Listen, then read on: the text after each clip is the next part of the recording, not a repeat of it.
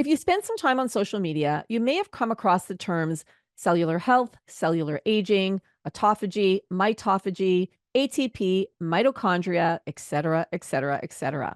Well, today we're going to be talking about cellular health and how it impacts us as we go into perimenopause and menopause. So, before I bring in my guest, I just want to do a quick introduction to who I am.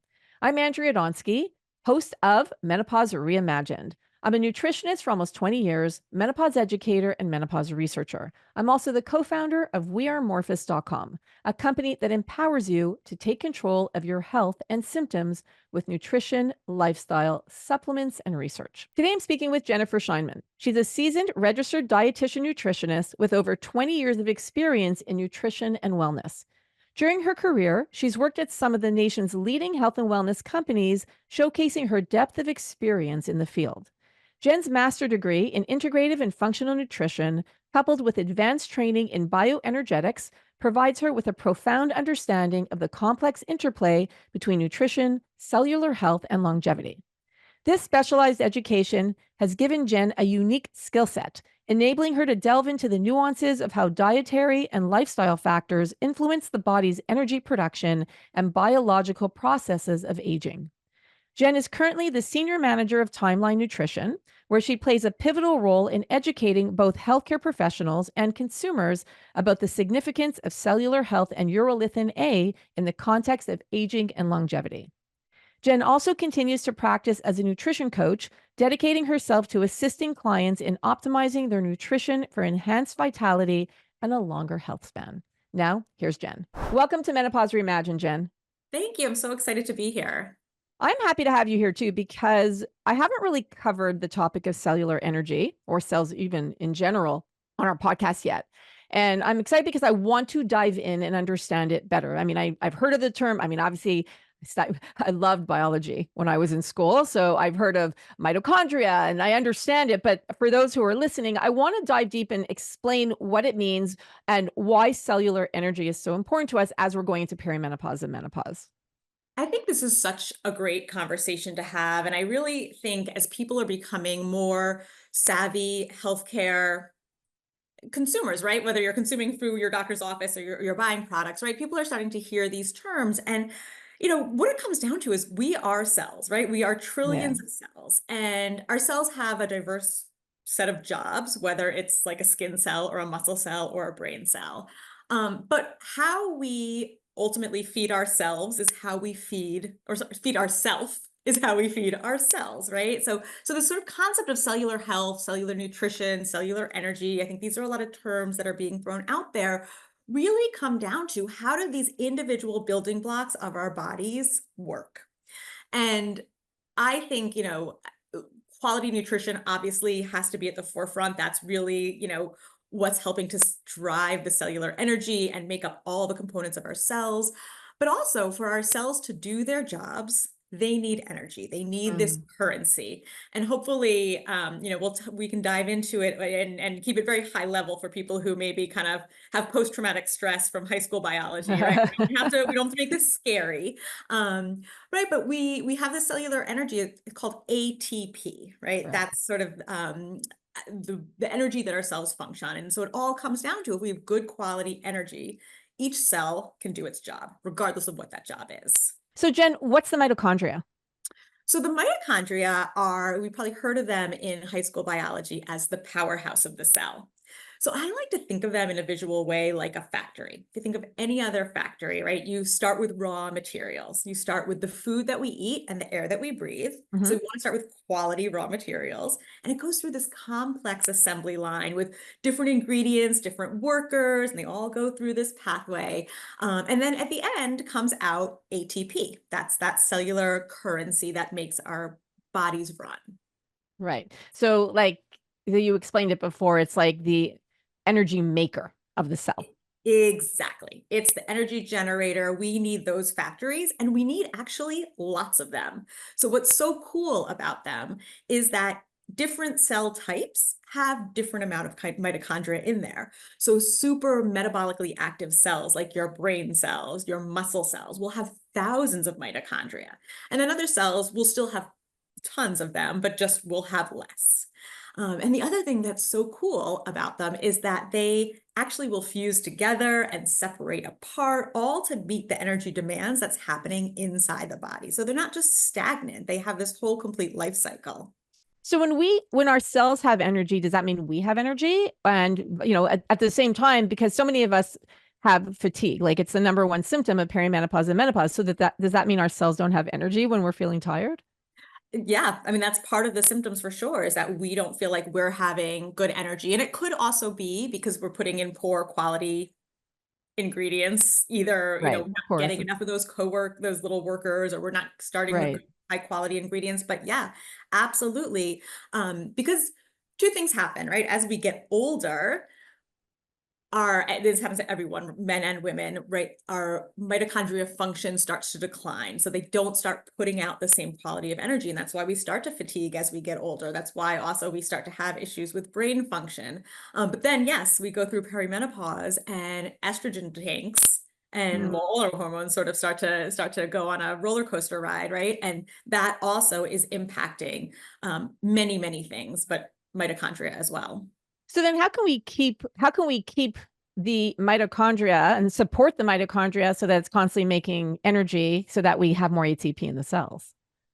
Perfect question. So I mean, my background as a dietitian is we have to start with good quality ingredients that are going in there, right? We Yeah, have to start with a absolutely. healthy diet. We have to make sure that we're getting all of the vitamins and minerals that we need. Exercise also is going to be really helpful for keeping your mitochondria healthy, right? The more they're pumping out energy, the What about more. the more that they're gonna have the energy of the cell, the energy is Yeah. gonna increase. What about hydration? Like, does drinking play a role? Absolutely. So hydration is going to play a role. Like it's keeping, again, I like to use these like very simple analogies, right? Keeping everything like a well-oiled machine. Think of your Right. mitochondria that way. So hydration, sleep, all of these things are going to help to play a role.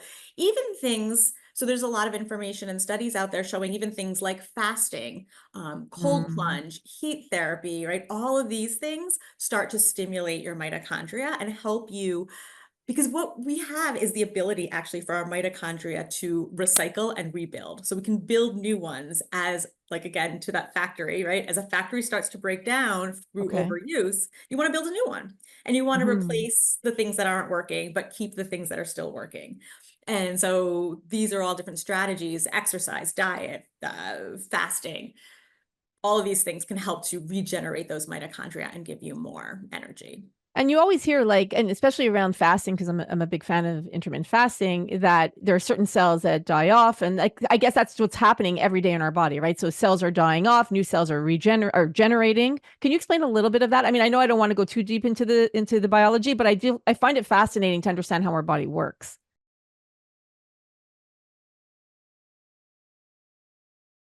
It is so fascinating, and I think we're just still, like, scratching the surface of understanding all of these things, but it's a process called autophagy. So people who are familiar with fasting, and especially Yep. its tie into, like, the longevity space, it is Okay. that recycling process of our broken down cells. And then there's, inside of our cells, there's even specific types of autophagy. So there's a process called mitophagy, so mitochondria, and where it's a targeted type of autophagy where the cells of the or not the cells, the mitochondria themselves can be recycled, broken down, and we can build new ones. And so again, the key things really to trigger that recycling process: fasting, exercise, and then there's actually a nutrient called urolithin A, which can help to upregulate that process as well. I've heard of Urolithin A from the biohacking world. I have a friend who's very much into the biohacking space, and she talks a lot about it. Can you tell me a little bit about it? What is it and what does it do? Yeah, so it's gotten really popular in the biohacking space, the longevity space, and I think even just sort of the, like, alternative, or like sort of holistic health space, integrative and functional health space, because people are starting to get really passionate and understanding about the mitochondria and how they play a role in sort of healthy aging. So what urolithin A is, it is a natural molecule. We don't get it directly from food. So here's where it Okay. gets a little complicated. It's not like a traditional vitamin or mineral that you would normally get if you eat a healthy diet. So we all have these gut microbiome, these little bacteria that live in our gut, and we're learning every day more and more how important the health of our gut is. Yeah. And in this particular case, our gut will take certain nutrients that we don't digest ourselves. So they're called polyphenols. They're one of the sort of things that make, like, a pomegranate is an example of one that has this specific polyphenol. We can't digest it. So our gut bacteria will digest it and then turn it into urolithin A. And then we get to use it. So it's a term called a postbiotic. So people are, probiotics, people know. Prebiotics, people are starting to know. And now we've got these postbiotics. So that's what urolithin A is. It's something that our gut makes for us. Yeah, postbiotics are definitely becoming more popular. Can you explain what its role is? Like, what does a postbiotic do in the body? We know prebiotics feed the good bacteria in our gut, which are the probiotics. We know that we need probiotics for mood. We know we need it for immunity and digestion. So why do we need postbiotics? So the postbiotics, I like to think of it as we give our gut bacteria, we basically give them free room and board. They get to reside inside our gut. They get to eat all the things we don't get to eat. And then they pay us with these nutrients called postbiotics. And there's tons of different postbiotics out there, right? So B vitamins are some of the B vitamins, and vitamin K, those are actually postbiotics. Short chain fatty acids like butyrate, that's a postbiotic, and they all have different roles depending on what they do. And then this particular one, urolithin A, specifically targets the mitochondria and triggers that mitophagy, that recycling process. And I think, as I listen to, like, experts in gut health and start, going to these conferences, again, we're just starting to learn all the different things that postbiotics can do. Like, there's even a postbiotic called Equal. I forget what the actual scientific name of it is, but that's actually one that we make from soy. And the thought process has been that that's actually part of, like, not everybody can make it. And that might be why some women, especially in Asian cultures, find great benefit from eating soy products during menopause and like reducing hot flashes. So we're learning so much about these postbiotics and what they can do. It's very, very cool. Now, when it comes to urolithin A, now I'm excited because we're going to be working with you and with Timeline. So, how do you take it? How do you take urolithin A? I know from what I started using, I have soft gels and then I have the serum. So there's the skin component, there's the muscle component. Tell me a little bit about the research, because I very much want to understand how is it discovered, but also what is the research behind it that it's doing for us? So, to be honest, I think it was discovered before, like, years and years and years ago. But the founders of Timeline, there's a parent company called Amazentis, and they're actually a research company first. So they're a biotech company. And the idea was to apply the same rigor of, scientific studies to nutrition, food, and these types of food additives and supplements that we would see in, like, a biotech or pharma type of world, right? Where we are really doing rigorous controlled trials in humans, double-blind, placebo controls. So they started really dissecting the pomegranate because this was about 15 years ago, really trying to understand all these wonderful nutrients that are in the pomegranate and how they're impacting health. And they stumbled upon this postbiotic nutrient, urolithin A. And the first study that they did that really, I think, put urolithin A on the map was in the longevity space. So they were feeding worms, basically, either these polyphenols that I mentioned or the postbiotic urolithin A, and they compared the two groups. And the worms that were fed urolithin A lived 45% longer than the ones that were fed the polyphenols. And so when we look at, like, longevity, nutrients and interventions that are out there. So fasting is really, like, the gold standard for longevity, and that will allow a worm to live about 47% longer. Wow. And then when we look at some of these other, nutrients and things like metformin and rapamycin that are starting to be studied, those are more in, like, 15 to 20%. So this got the researchers really, really, really excited. And that's when they discovered this tie to mitophagy. And then they did a series of studies that went through, as I said, worms, mice, and then all the way to humans.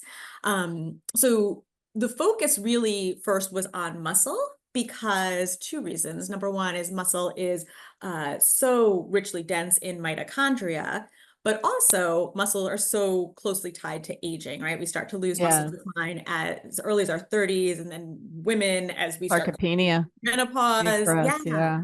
Yeah. And so So they started looking in two different populations, middle-aged adults and older adults. And in both of those groups, they saw these really robust, significant improvements in different markers of muscle health. So they were seeing improvements in muscle strength, muscle endurance, improvements in things like VO2 max and 6-minute walk test without changing diet or exercise. Wow. And the interesting thing about these studies particularly was that the majority of the people in both of these studies were women, which I think, for your audience is so important to know that this was specifically tested in our population of people, because so many times things are tested in, men or young men. And so we're just kind of guessing, will that work for us? And so I think Yeah. that's really, really exciting.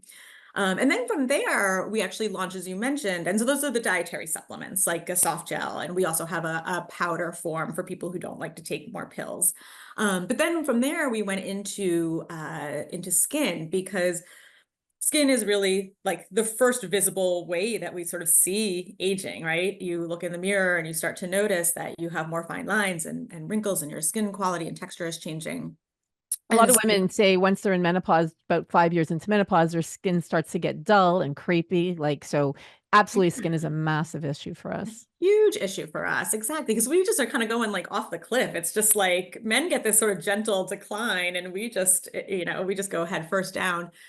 So we notice it, I think, so much more quickly. Yeah. Um, but so very similar. So the mechanism of action is very different than vitamin C. But I think women that are skin savvy are very familiar with, you have to eat vitamin C. It has, but you also can apply it to the skin, and Right. the action is very local and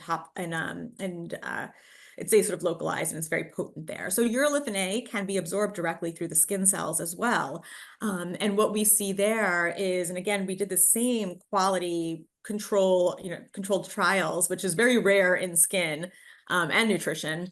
But we see what happens is that we are upregulating these energy generators inside the skin cells. We have more healthier mitochondria. They're producing more energy. And then the Amazing. ultimate thing that we see is that all of the genes that turn on collagen production, they're upregulated. So we have more collagen that we're producing.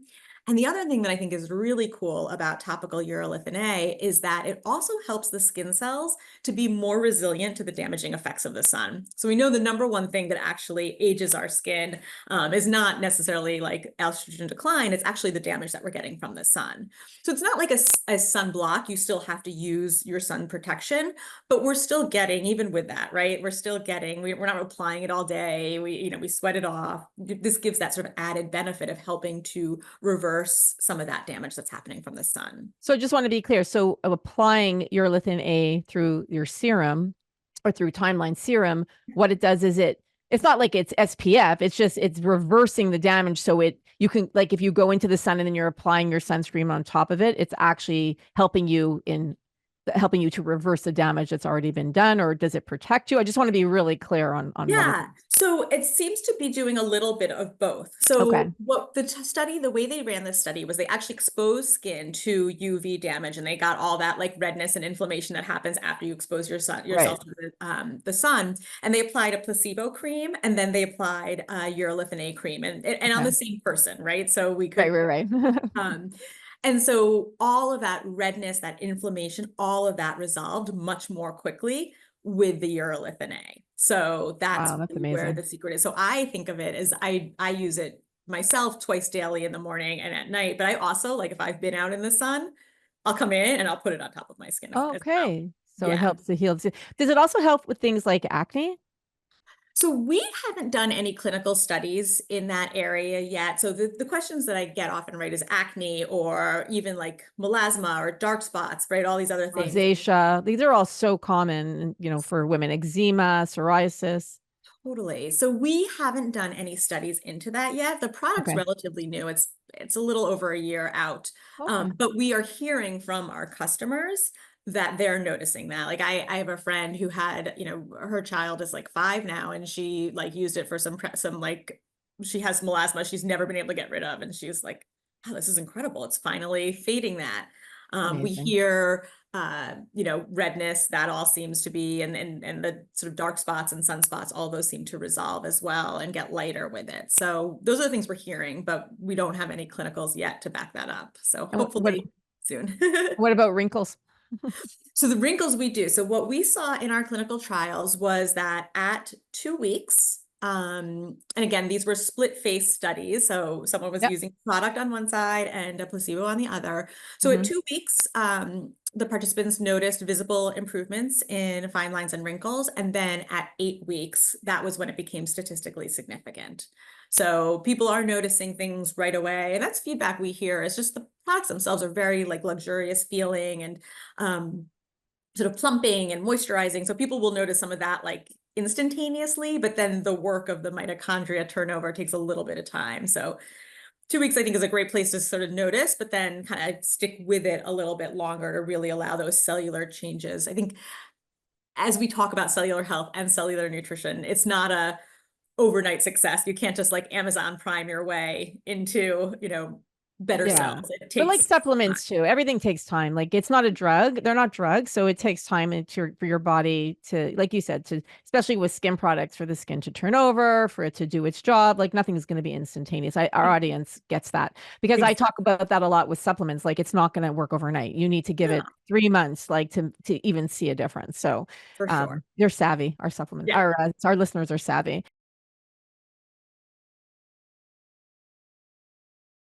So can you tell us a little bit about the different products, the different skincare products that Timeline has? Yeah, so we have three skincare products. They all have 1% urolithin A, which is what we studied to showed in our studies to be really that most efficacious dose.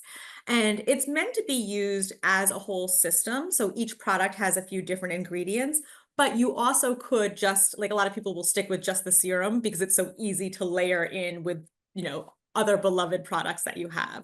So we have a day cream, which has a few other active ingredients in it to make it super moisturizing and hydrating. Then we have this serum, which you could use first before you put your day cream on, and then you could use it again at night. So I use that twice a day personally. And that also has a few other actives like some niacinamide in there. It has like an antioxidant shield in there. So it's doing a few other things. It has a Right, little of course. caffeine in there to kind of help tighten and brighten as well. And then the night cream is really ultra hydrating and rich and moisturizing and really meant to like lock in moisture overnight. So people have, it's funny because everybody has a different favorite. And I think it's really just about what you could use the whole system together, or as I said, it's just really about putting in to your existing regimen what makes the most sense for you. How can we tell? Like you were saying, then when they do split face tests that you could see, but how would the average person who's using it be able to tell? Like, I guess obviously if you have redness or acne or rosacea or anything like that, but does it help with, like you were talking about plumping? Does it have, like, does it work on hyaluronic acid? Does it work on collagen? Like talk a little bit about that mechanism. So it's working really by turning on those cellular energy centers, right? It's helping the cell to act, think of it this way, act in a more youthful way, right? Okay. And so younger cells are better at producing more collagen, right? And they are plumper and they are healthier. So we've seen in our studies that these genes that regulate how we produce collagen, they're all turned on. So your genes are sort of, you don't Mm. need to apply collagen because your genes are now pumping out more collagen. So that's Mm. really kind of the secret of how it's working on sort of these fine lines, skin integrity, that sagginess, the thinness that happens in our skin as we get older, the crepiness, like it's all making your skin cell act like it, it's basically making a 50-year-old skin cell act like a 40-year-old skin cell. So it's, I mean, I sort of made that number up. That's not sort of any sort of clinical data, but I'm like like, that's I'll the take it. I'll idea. take it. Yeah, Yeah. but that's the idea. It's basically making each skin cell act like it did in its youth. Right. So then that's where you're giving the plumpiness. I Yeah. like it. I've been using it. I just started using it and I quite like it. It's also cooling to the skin, I find. So in the morning it helps, like I like that from, like, if there's any puffiness or anything. Yeah, absolutely. And it's moisturizing, but it's not oily. It soaks right into the skin. So it's so nice to use like, you know, I- with whatever else you're using, right? Like it just makes a really easy integration. I think the serum is what most people use as their first product if they're kind of trying to decide which one to use because, people are so passionate about their moisturizers or their other serums or those things. And I'll be really honest, like as a dietitian, my background is like, obviously I understand the biology of what's happening inside the body and how to read good clinical trials. With our dietary supplements, even if I didn't feel anything, I would still use our dietary supplements because the science is so strong. But I am Mm, not going to use a skincare product just based on the science if I don't see something happening in my right. skin. Right. And I've stopped using things like I had a whole second bottle of like a hyaluronic acid serum and a peptide serum and there's peptides I should mention in our serum as well. And I kind of was like, I don't know why I keep buying these. I don't know if they're working. We all have that in our eh, in our bathrooms, right? Things that you just kind of keep buying and you're not really sure if they're working. And I stopped buying them because I really felt like this was working so much better for my skin. You know, you mentioned peptides. I'm curious, can you explain what they are and how they're working on our skin, like that they're in the serum? Yeah, so I am not a peptide expert, but let me explain a little bit about how they work and what's in our skincare. So different peptides, from my understanding, work in different ways, right? So some will help with collagen production, some of them will help. There's even some that almost mimic on a very, very low level, like a Botox, right? They almost like help to kind of like paralyze the muscles a little bit. So different Right. peptides will Okay. work in different ways. Um, and so we have a few different peptides, from my understanding, inside the serum that will sort of work and target these different mechanisms of action. So it's not just like one peptide does one thing. So So you want to, like, when you're looking at peptide serums, you kind of want to look at different things so they work on these different mechanisms of action. now, when you said you apply the serum morning and night, so what I've been doing is I take it. I saw this on TikTok, a hack, not to put it in my hand. I literally put it directly on my skin, on my face. Yeah. I put 3 drops just because, or 3 or 4 drops, depending, because I like to do my neck, and then I rub it in. Are you supposed to let it dry? Like, how do you do it? I want to make sure that I know how to do it properly. It'll dry pretty instantaneously because it's Okay. not oily, right? There's no, so you can, I personally, like, I use vitamin C also, right? We don't have vitamin C in our serum. So I use vitamin C. I use that first. Okay. This is a little thicker, like my vitamin C is very watery, right? Watery. And so Yeah. this has a little more viscosity. It's like a very light, almost gel. So I'll use Okay. that second. And yes, exactly. I'll put it on my face, I'll massage it around. And then it pretty much dries instantaneously. So right by when I'm ready to put on my moisturizer, it's dry. And it's Okay. not tacky, it's not sticky. It just soaks right in Yeah, pretty there's no instantaneously. stickiness at all. And you don't put it on wet skin, right? You want to put it on dry skin? Yeah, I've dried my skin. Dry skin. Okay. Is there anything that you didn't share that you'd like to share with our audience? I think just, again, as we are starting to talk more and more about the changes that are happening inside our bodies as we go through menopause and really starting to understand, like, I literally just learned a few weeks ago the fact that our mitochondria have estrogen receptors, right? Like, our mitochondria matter.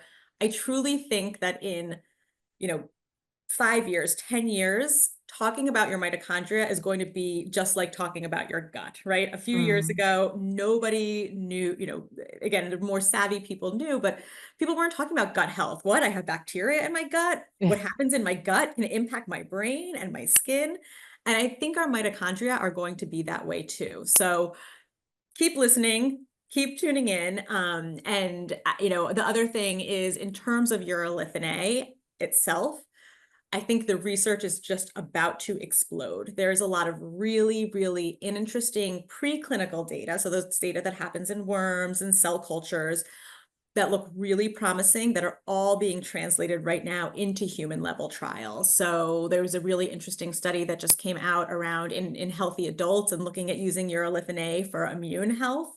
Mm. I think we're going to start seeing things in terms of brain health. I think we're going to start seeing things in terms potentially even of like reproductive aging. So these are all things that are tied to mitochondrial decline and the health of our mitochondria. So I think this is one to certainly keep on your radar. I wouldn't wait. I think this is the science, personally, I believe, is there to start using these products. But keep a watch out for mitochondrial health and urolithin A for sure. Just one thing before we go. You mentioned before that you could take urolithin A internally to help with muscles, because you said that's where they started with the research. Does it help to build muscle? Does it prevent the breakdown of muscle? Like, how does it help? Because sarcopenia is such a big thing for us in perimenopause and menopause. Such a big thing. So the way that it works, it's not anabolic. It's not going to help build more mass. What it's Okay. doing is it's making each one of those muscle cells stronger. So again, when you think that each muscle cell has more energy factories coming out of it, those muscle cells are producing more energy. And that's what our clinical studies have shown, is that even in the absence of exercise or changing diet, at 2 months and then again at 4 months, so again, not an overnight success, we Mhm. see that muscles are stronger and muscles have more endurance.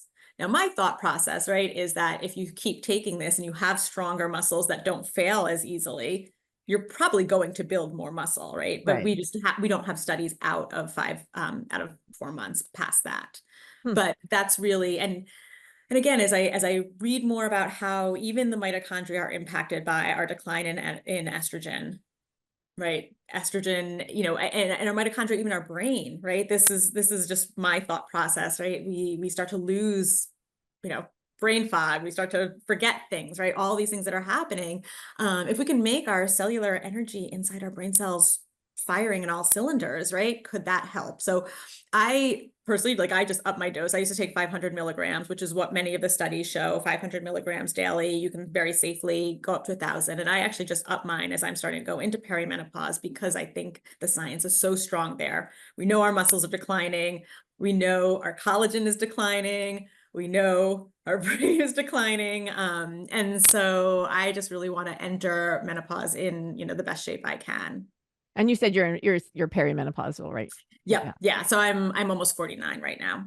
Almost 49, Yeah. perimenopausal. Well, thank you so much, Jen. How can we find out more about you and about Timeline? Yeah, so you can find Timeline. Timeline.com is where, if you're interested in purchasing product, and all of our research is up there for everybody to see on the Awesome. website. So there's lots of really good, juicy information about both the skin and the dietary supplements. And then, of course, all the social media channels. And then I'm also on Instagram at Jen Scheinman Nutrition. Love it. And I'll put links below so everyone can access it really easily. Thanks, Jen, for doing this today. Thank you so much for having me. I hope you enjoyed my interview with Jen and you learned a lot more than you knew before about cellular health and urolithin A. If you did enjoy it, please share it, because the more you share shows you care. And please leave a review, because I love to read them. And the more you review the podcast, the more people we can push it out to. Thanks for spending the last little bit with me. I appreciate you. I'll see you at the next interview.